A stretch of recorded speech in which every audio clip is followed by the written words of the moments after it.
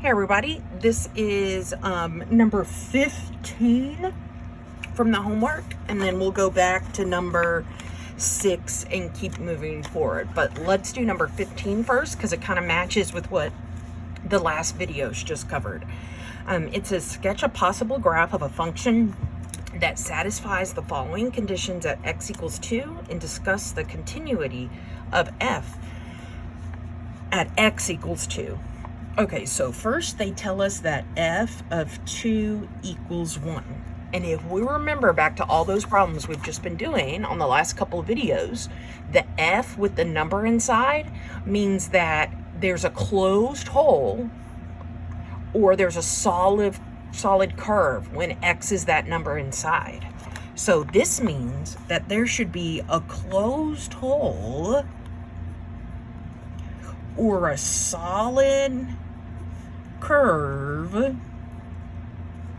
at x equals 2. Because if not, this would say f of 2 does not exist, and we would know there was an open hole there.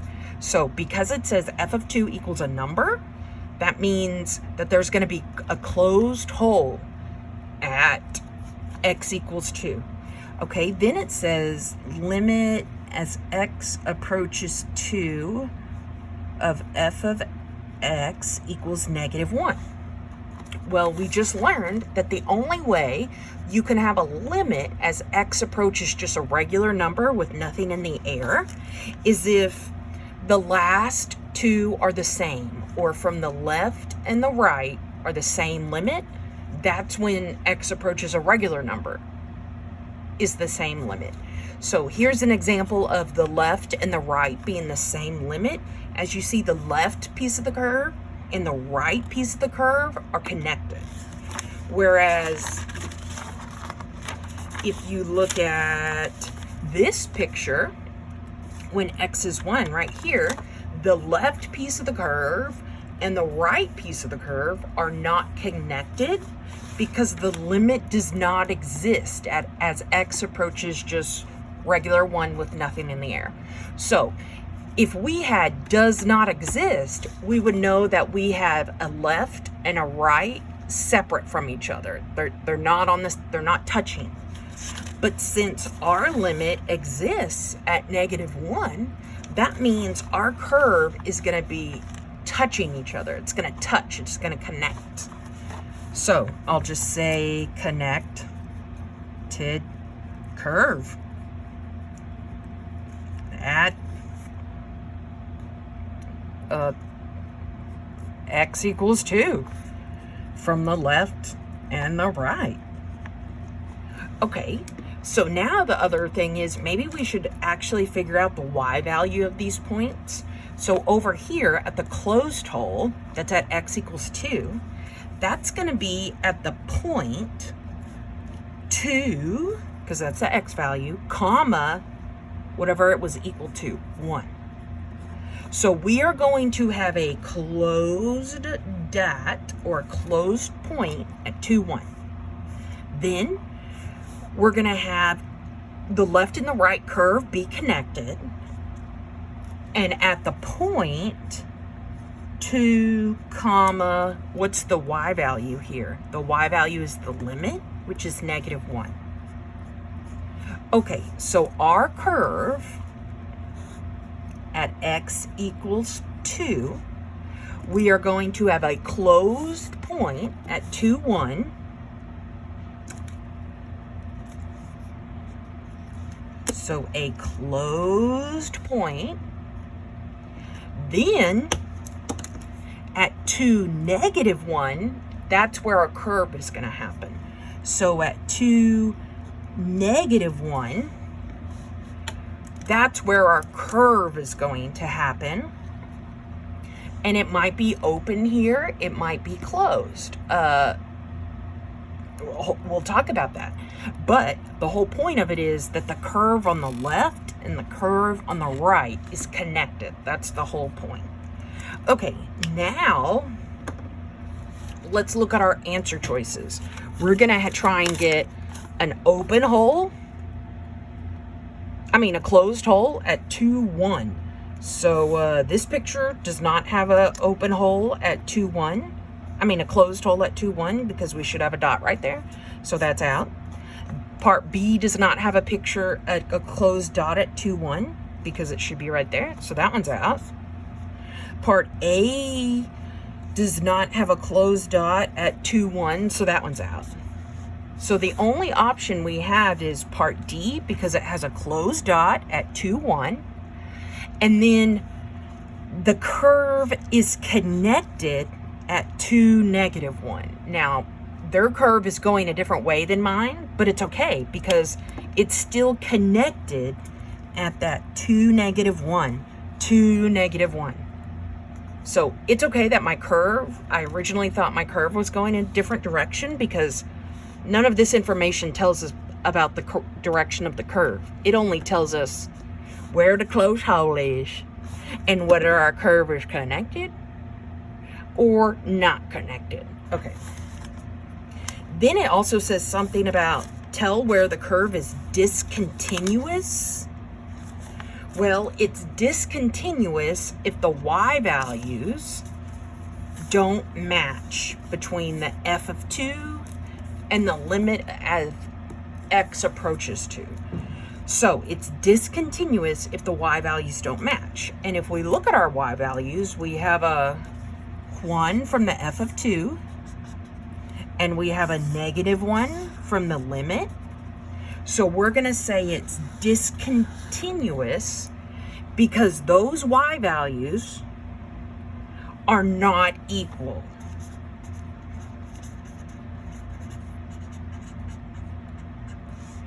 So we're not going to pick anything that says continuous. We're going to say discontinuous. And then these problems said nothing about the limit does not exist. We had a limit. It was -1. So this part B with the hoopla about the limit does not exist, that's not the right answer because it does exist. It's -1. Okay, part A says some hoopla about f of 2 does not exist. It does. It was equal to 1. So if this said equals does not exist, then I would choose part A. If the limit part said limit equals does not exist, I would choose part B. If the y values were the same for both, I would choose part C because that means continuous. But my y values were different, and I never had anything about D and E in what they gave me, so I'm going to choose part D. Okay, let's go to number 16. Number 16 says determine whether the function f of x equals 5x minus 2 is continuous. This is from section 9.3. And in 9.3, for continuous, it says something about the answer is always negative to positive infinity unless you have a fraction or a square root. Well, number 16 has no fraction and no square root. So the answer is negative infinity to positive infinity. That means that if we were to draw this 5x minus 2 in our calculator, it would be a smooth line. There would be no open holes. There would be no jumps in the graph. It would just be perfect. As in, it would be continuous over negative infinity to positive infinity. Let's look at number 17. Number 17 is still from 9.3. But if you look at number 17, there's a fraction. And when there's a fraction, it's discontinuous whenever the bottom is equal to 0. Or it's continuous everywhere except for when the bottom is equal to 0. So let's figure out when the bottom is equal to 0. So look at this x minus 7 right here. X minus 7. What would make that become a 0? What minus 7 gives you 0? a positive 7. Regular 7 minus 7 gives you 0. So I'm going to write down the 7 for a second. Then let's look at the other denominator. X minus 6. What would make x minus 6 become a 0? What would that x have to be so that when I subtract 6, I get 0? Well, the only number I could put in for that x, that when I subtract 6, I get 0, the only number I could use is 6. Okay, so this means that the whole picture is beautiful except at 6 and 7. At 6 and 7, there's either an open hole or a vertical jump or a gap or an asymptote. So we're going to say everything else is good to go except for 6 and 7. So the way we start that out is we basically take this negative infinity to positive infinity on the last problem, and we would just break it with stopping points, with boundaries of 6 and 7. For example, we start with negative infinity, and then we roll up to the smallest number we found, 6. Then we put a closed parentheses. U means more than one answer. Then from 6 to 7 is also good, just not at 6. So I'm going to put 6 comma 7 with parentheses. Then from 7 to infinity is good, just not at 7. So this is my final answer for where the function is continuous. Basically, you just take the last negative infinity to infinity and you break it up using your numbers, and your numbers go smallest to biggest. So that's why I put negative infinity to 6 first instead of negative infinity to 7. And then if you're wondering, why do I have 6 and 7 in the problem if I said that's where the picture is discontinuous? I have it in the answer because parentheses means does not include 6 and 7. So these parentheses actually mean negative infinity all the way up to 5.5, 5.6, 5.7, 5.8, 5.9, but not 6. So anyway, look at your bottom. Figure out what gives you a 0. Put it in this format. Smallest number and then biggest number. Okay, let's look at number 18.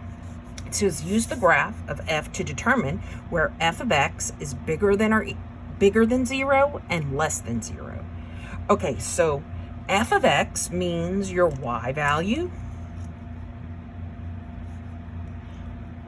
And so this is saying when y is bigger than 0, well, here's my y value, and the y values that are bigger than 0 are everything above the x-axis.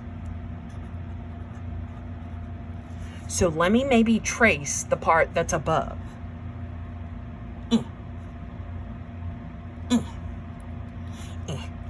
Okay, good. Now let me maybe find the x values of where each above starts and stops. Or actually before that, let me color in my below. Okay, so part B says f of x less than 0. F of x is like saying y, and that's less than 0. And the y values that are less than 0 are the ones that are below 0, as in the negatives. So part B is talking about the part of the picture that's below, as in here, this little bitty hump in the middle, and this little bitty hump at the end. So now I'm going to find all the x values where this stuff starts and stops. I think this point right here, that signifies the change between the part above and the part below. It's on the x-axis. That number is negative 1, 2, 3. I think that's negative 3. Okay. Then the next x value, where we change from above to below, should be negative 1, I think. Then the next x value, where we change from above to below, is right smack dab in the middle. What? And that x value is 0. Then we keep going. This next spot, next two spots where we change from going above to below, I think it's 1, 2, 3, and 4, 5, 4. Okay, so now we're gonna use, oh, and then let me maybe label the ends, the arrows. The X value of this arrow at the top right is going to be infinity because it goes to the right forever. This X value at the very end on the bottom left, that left arrow, the X value is going to be negative infinity because we're going down into the left forever. We're going left. Okay. Now I'm going to use all these to write my answers. So part A said the above. So let's see. It's above right here from -3 to -1. This little blue hump on top. So I'm going to say -3 to -1. Then let's look at the next blue part that's on the top. It looks like it starts at 0 and goes to, what did we label? 3. So I'm going to label 0, 3. Then this very last piece that's on top, it looks like it starts at the X value of 4 and then ends at an X value of infinity. So 4 infinity. And we use parentheses. And then you put a U in between. Not the keyboard U. Not this keyboard U. You use the U button on your homework toolbar, or else you'll keep getting it wrong. Okay, now let's go to the part below, part B. The part below is this little pink part over here that looks like it has an X value of negative infinity to -3. Okay, let's look at the next pink part. It's this little baby hump underneath, and it looks like it starts at the X value of -1, and it ends at the X value of 0. So U, -1, 0. Now let's look at the last piece of the curve that's underneath. It's this little hump right here, and it looks like this little underneath hump starts at the X value of 3 and ends at the X value of 4. So U,